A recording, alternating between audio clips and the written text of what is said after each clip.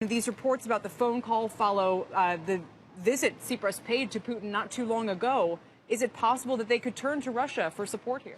Well, they're already turning to Russia for support. That's why there's so many conversations going on. How much Russia can really provide financial support right now, it's a question, but they can certainly ease conversations or trade agreements or offer various, and we talked about it, various oil deals that would be very beneficial to Greece. The oil point is really interesting with energy here because, arguably Russia doesn't have a ton of money to spend, but if they could provide energy, that would give Greece a lot more room to negotiate, to maybe even introduce the drachma.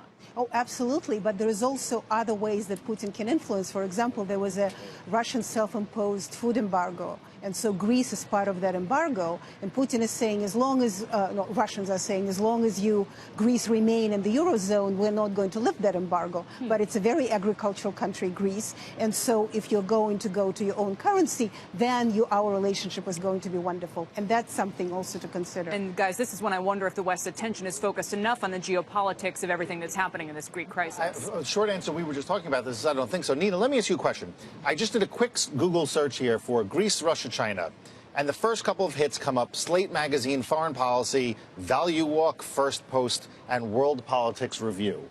Why is there not a New York Times, a Washington Post type article talking about the political side of this crisis rather than purely the economic side, which admittedly, while we're a financial network, most people don't really follow or care about the economics. They care about the politics. Shouldn't this be a bigger story? I think it should be a very big story, and your guess is as good as mine. I think it's a huge mistake that the United States or media outlets do not concentrate on ideology part of it, because what Putin is doing, what Russia is doing, is uniting the Christian Orthodox camp. And even there are cartoons in the Russian press today which are really very interesting, that shows all these eagles and horrible Western capitalists, America and European eagles, the way, Eagles are pretty cool. Talents, well, no. Well, not the great spiritual double eagle that Russia has, but those former Soviet kind of imperialist eagles, and a small bear, which is Greece, and a big Russian bear walking together there, really stepping it against the West.